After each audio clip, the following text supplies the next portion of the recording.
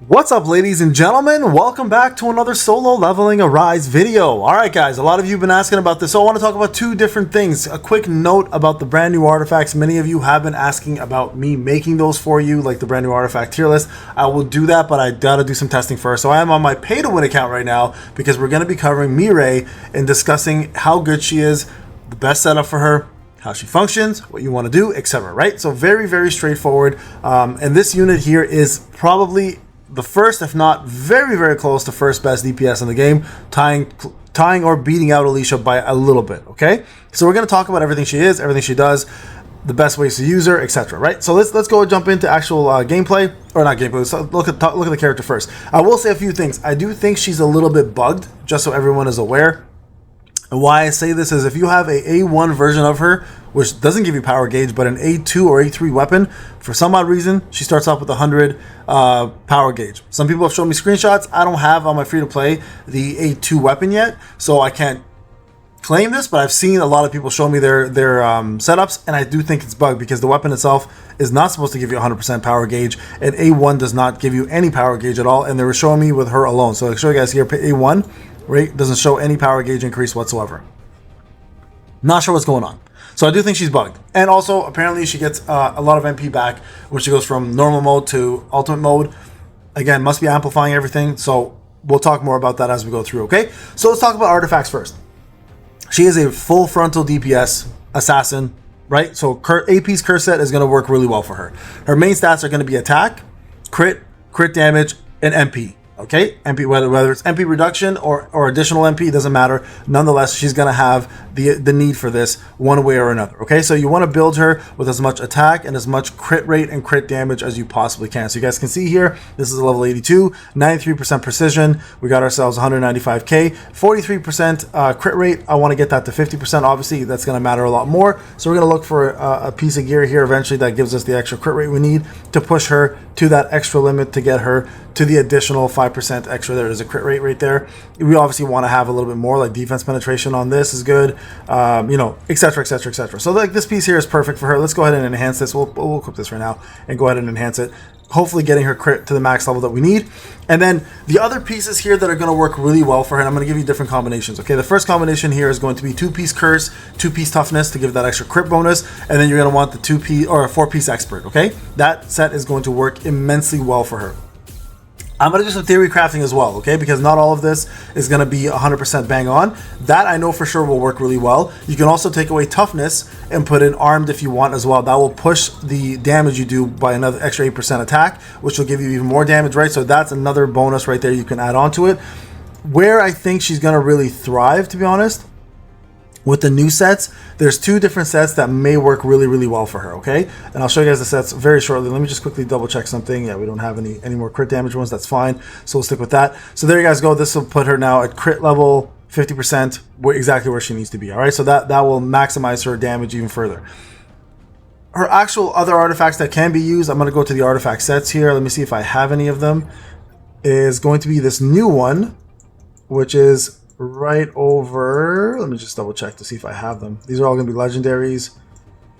This set here, a lot of people are thinking will work. Do not use this set. This set is going to be better for Jinchul or other characters who are going to be support, like Park Heejun. Park Heejun would be really good with this set. Again, we're going to test these out first before giving you any information. The other set people are talking about, though, is the MP one. When the user has 70% or more MP, the damage dealt increases by 10%. And then this one here, the damage dealt increase, but potency increased to 25%. And this effect now triggers when the user has 40% more or more MP. This is theoretically good for her if you build her with a ton of MP, but it's still not gonna outshine Expert. It still won't outshine Curse, in my opinion. So, or Champion on the Field. So Champion on the Field is another really good one you want to use for her. This one's actually really strong for faster fights.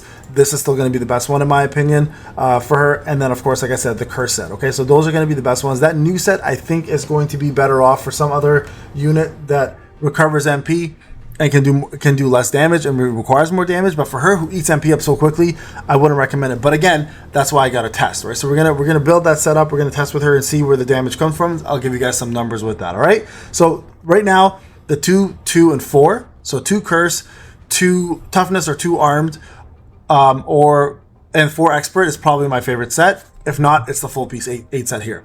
those are the best sets, for in my opinion, for her right now, okay? So surrounding her by wind units is the best thing you can possibly do, and we'll explain to you shortly why. Okay, so let's talk about her weapon. Her weapon's very, very, very important to her because of her A2, and then when her weapon gets to A5, when they finally fix it correctly, she'll start off with 100 power gauge. Right now it's bugged. She starts off with 100 power gauge with A2 weapon with an A1 version of her for some reason, but when they do fix it, you're going to want that A5 weapon. So here's what it does. When the user enters the stage, it gives her 40% power gauge, increases the crit rate and crit damage of Karura's Sword Technique Type 3, Wing of Night, and Karura's Sword Technique Type 4, Raven's Cry by 30 freaking percent.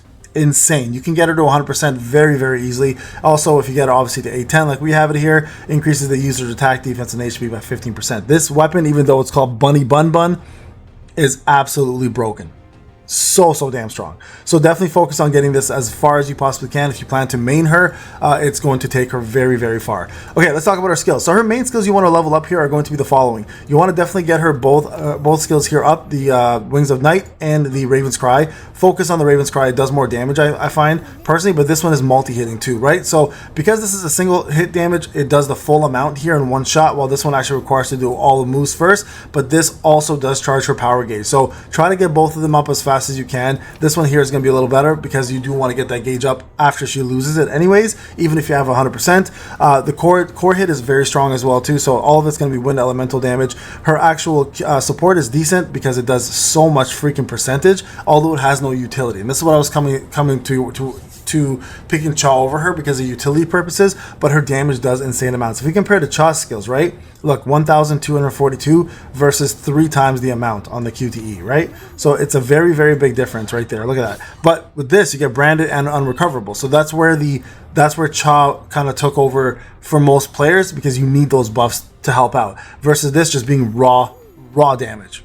Insane damage, guys. So definitely if you plan to use damage runs, use her as your support. She'll destroy everything with that. Her QTE is also very important as well too, actually, because it does recover her MP skills or by 10%, right? So you definitely want to have that available. And then her ultimate really at the end of the day doesn't do much damage, but what it does do is it gets her to the possessed state, which is essentially her Bunkai. When the user uses this, she does remove debuffs from all of her team members. So this is essentially like Park or Alicia.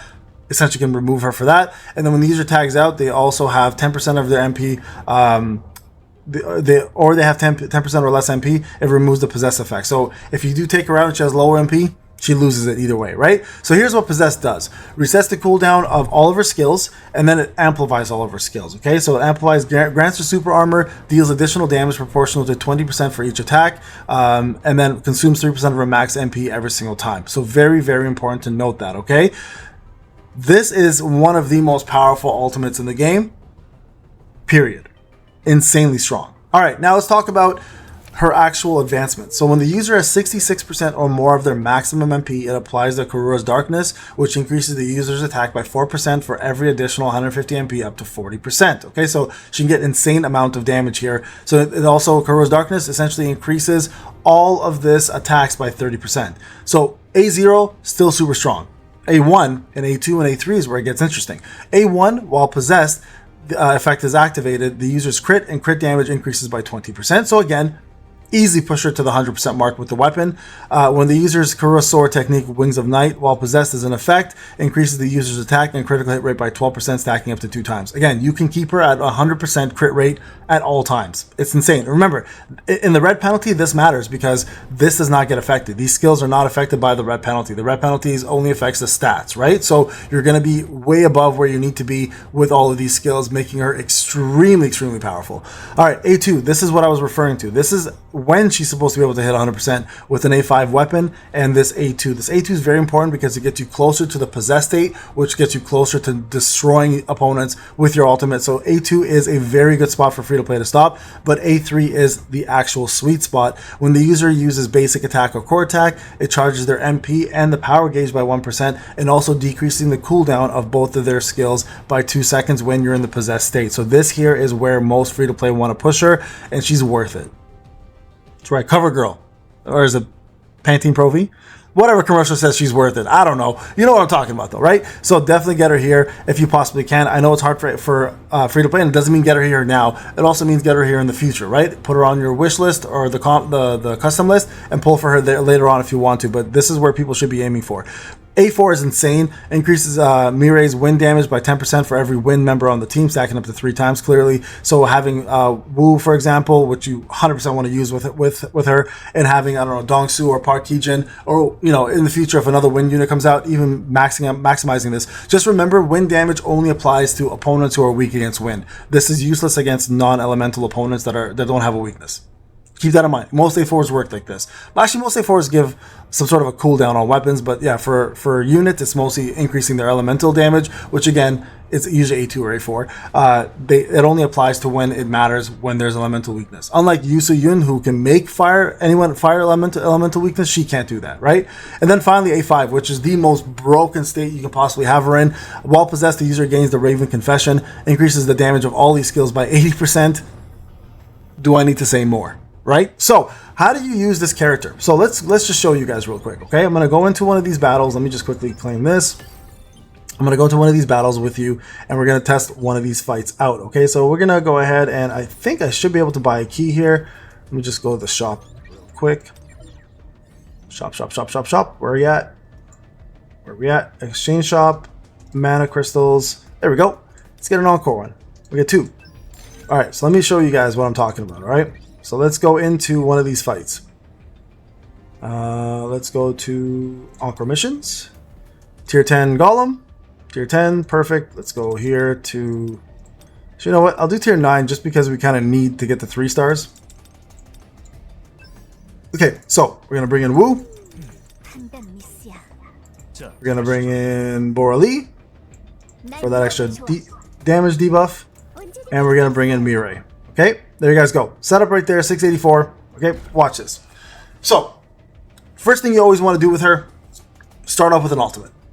Always. So, if you don't have that, you want to build that up. Okay, so you're going to use her first skill, which is going to give you a power gauge increase anyways. So, first thing you're always going to want to do is build her up properly. So, let's go ahead and do this. Let's get these boys in. Let's get the king here to break.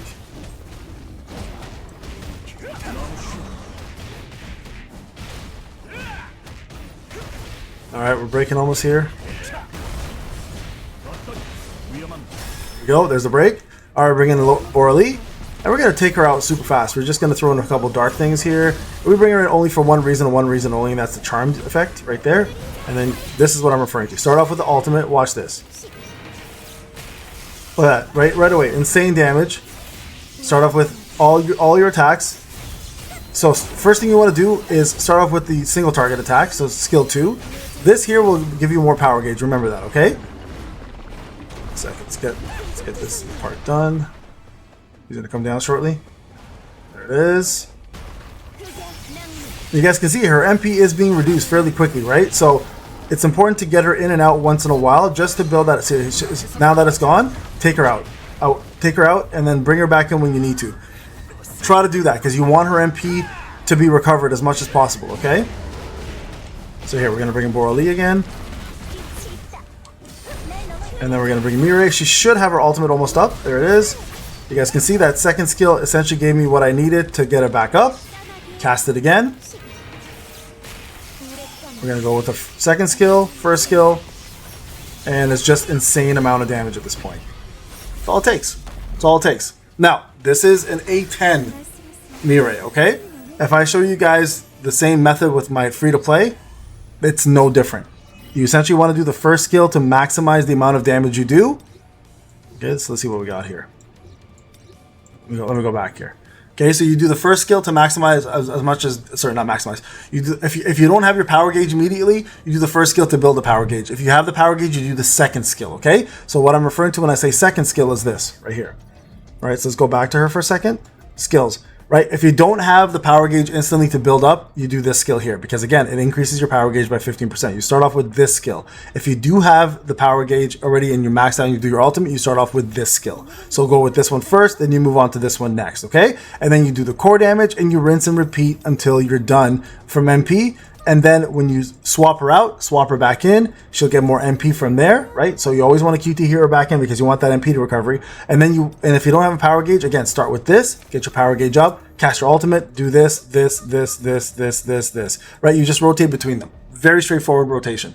All right, guys, this is Payne. Hope you enjoyed the video. Thank you so much for watching. I'll see you guys in the next one.